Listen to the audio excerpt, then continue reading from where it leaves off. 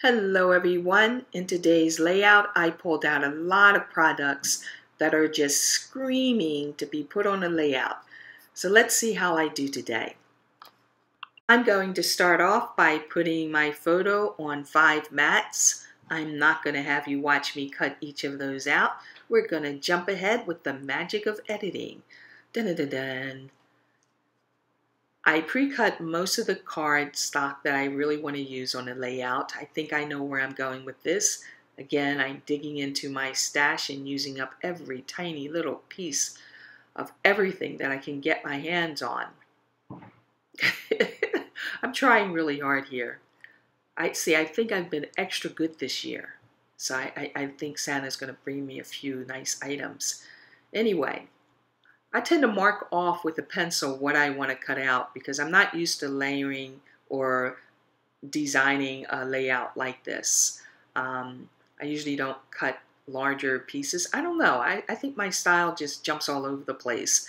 And so this is me jumping all over the place. And in the beginning, I thought it would be neat to just ink the edges of this with some Tim Holtz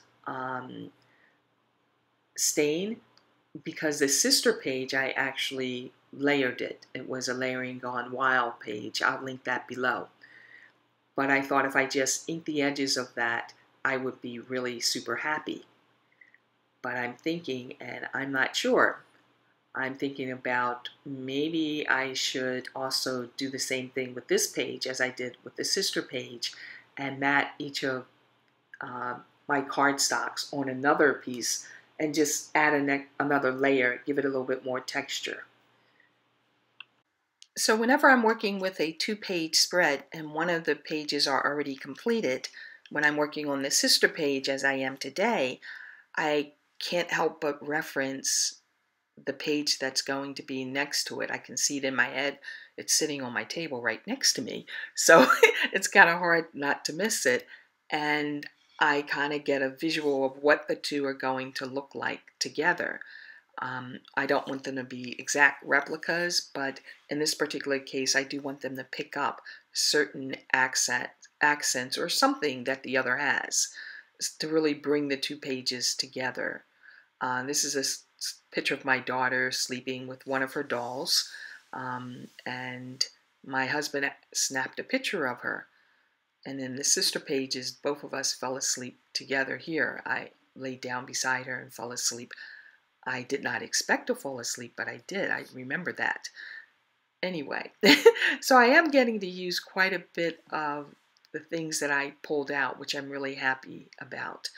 And sometimes when I do a stash dive and I pull out a lot of stuff, I might only use 1 or 2 of the items because once I start fooling with the layout, it's just not working for me. But in today's layout, for some reason, everything seems to be working, that I can grab more of those items in my stash that I've been holding on to for dear life.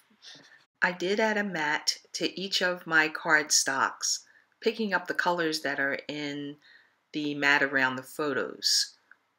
Doing this really helps to enhance the contrast between all the different cardstocks that I'm using here. It helps each cardstock to pop and be more like individualized. I guess I can say that about cardstock. I mean, we scrapbook, we use all this beautiful different colors with different patterns, and we just don't want it to get lost in the background of what we're doing. So it's kind of nice to mat that cardstock and really have it pop out. And that's all I'm doing with it, giving it its own personality, letting it shine. Anyway, so I sped up a little bit more here, at least I think I did, and I'm starting with my embellishments. And a lot of these embellishments, it's not that they're old, it's just maybe a year or so in that range, but I keep getting more embellishments and then I don't use what I already have. So I've been really trying for the past several months, even more than the past several months, to really go through my stock and my stash and use what I have. And every time I turn around, I find something cute and beautiful that I forgot that I had.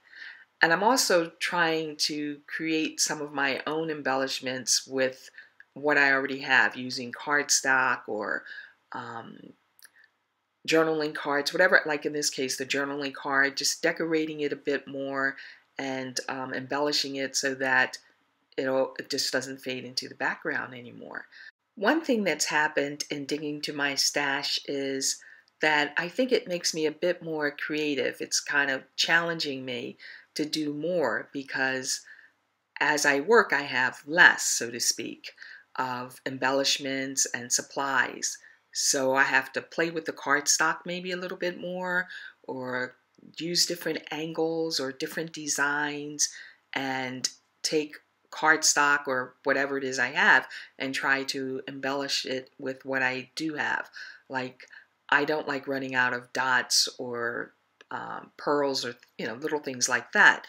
So I can always use those to help embellish a design, or if I cut out a star or whatever it is, to make it pop a little bit more.